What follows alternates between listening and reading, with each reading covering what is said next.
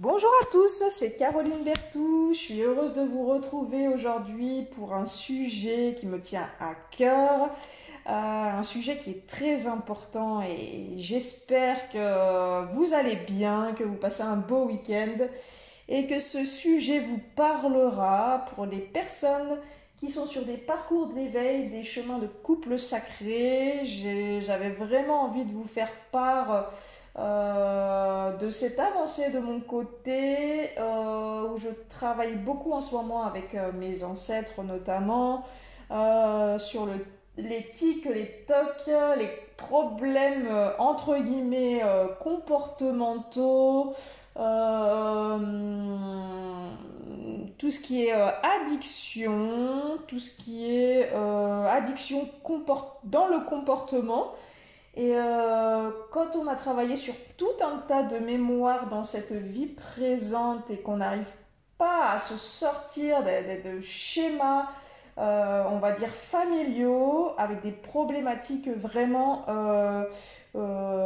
d'addiction telle qu'elle soit, hein, que ce soit pour certaines personnes, ce sera plus au niveau de la nourriture, au niveau de certains aliments, ça va être le chocolat pour certains, ça va être tout ce qui est sucré pour d'autres, bien que le chocolat ce soit aussi sucré, mais pas forcément.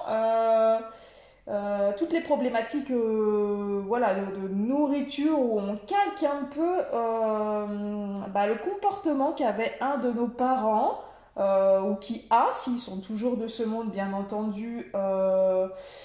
Et ça, c'est important d'en prendre conscience, d'aller voir si vous avez un problème justement au niveau de cette nourriture. Est-ce qu'il n'y a pas un schéma qui se reproduit au niveau familial? C'est important d'aller constater ça. Après, il peut y avoir des addictions, on va dire, sexuelles, ou quand on n'a pas une addiction alimentaire, bah, ça va pouvoir se délocaliser sur une autre problématique, hein. Des fois, moi j'entends souvent des personnes qui me disent oui, moi j'ai réglé cette problématique-là, mais en fait, au fil de la discussion, on s'aperçoit qu'on a comblé une addiction par une autre addiction. Si elle est moins impactante pour le corps, pour les corps, je dirais même, eh ben, c'est déjà bien. C'est déjà bien, mais ça règle pas le problème à la base. Il y a beaucoup de personnes qui ont des problèmes comportementaux plus dans la façon d'être dans le contrôle en fait de comment se passe leur journée. Beaucoup de personnes me consultent et ils sont beaucoup dans le contrôle et du coup dans le mental,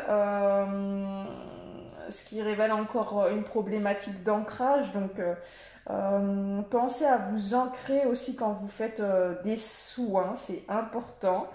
Quand vous allez en méditation, n'hésitez pas à faire un soin d'ancrage qui va vous relier autant à la terre qu'au ciel, hein. C'est ce qu'on appelle les ancrages cosmotelluriques.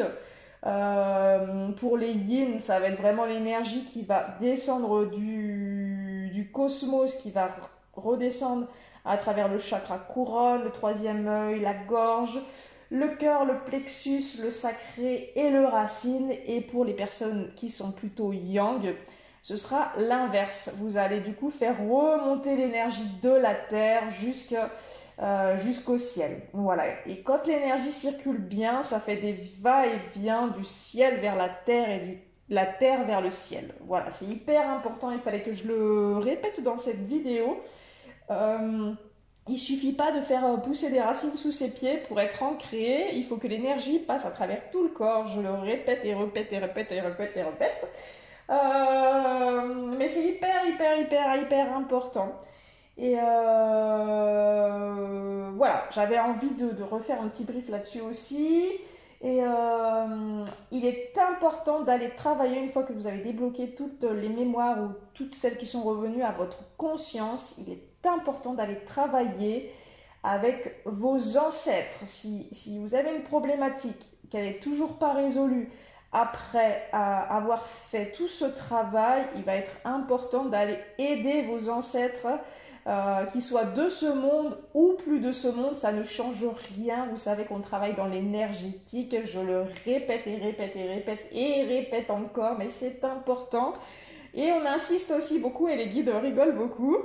Ils insistent en tout cas pour que je répète ça. Il faut aller travailler avec vos ancêtres sur des plans subtils pour aller les aider à se libérer parce qu'ils ne sont pas libérés de leur propre addiction. Et vous, vous êtes venus vous incarner pour aller les aider à débloquer ça et qu'ils soient de ce monde ou plus de ce monde. J'insiste vraiment, on peut avoir des grands-parents ou des arrière-grands-parents qui fumaient comme des pompiers, qui ont vécu la guerre, voilà, qui avaient des problématiques sexuelles, de conquête féminine, qui pouvaient avoir des problématiques de nourriture. Leurs propres parents avaient aussi vécu des guerres, des moments dramatiques.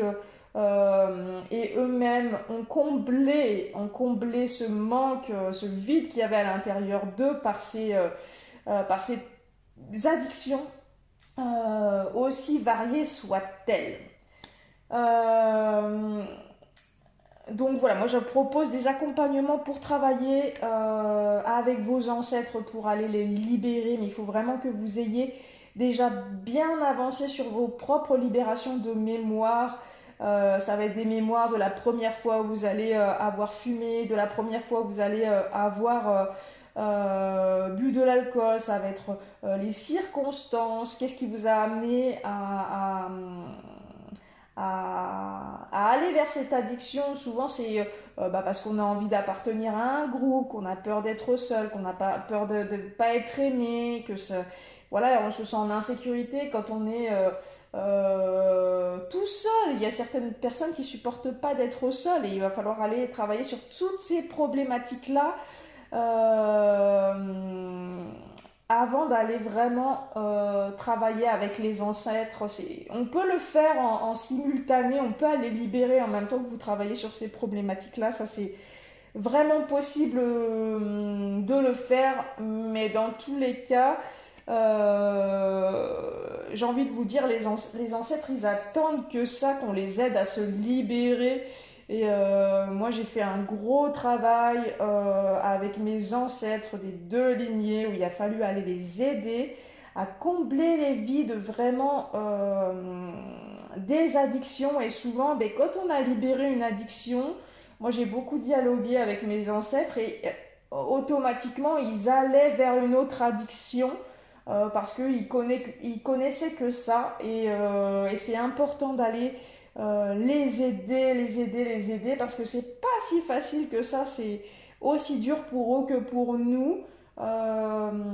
Et je répète, qu'ils soient de ce monde ou plus de ce monde, il est important d'aller établir une communication énergétique dans le subtil pour aller les libérer également, parce que vous portez ça en vous, vous portez beaucoup de culpabilité, vous avez calqué des attitudes qui ne vous appartiennent pas forcément. Il va falloir aller les libérer, les transmuter, les mettre en lumière pour que ça libère également toute votre lignée. Je propose donc, suite à cette explication, un soin un petit peu comme la libération des chakras, mais là on va aller travailler avec les ancêtres tout en douceur sur la journée du 14 septembre. Certains vont sourire pour cette date et je vous embrasse très fort. Le 14 est un chiffre en numérologie qui est important et qui révèle les dettes karmiques. Le 14, c'est hyper important. C'est un chiffre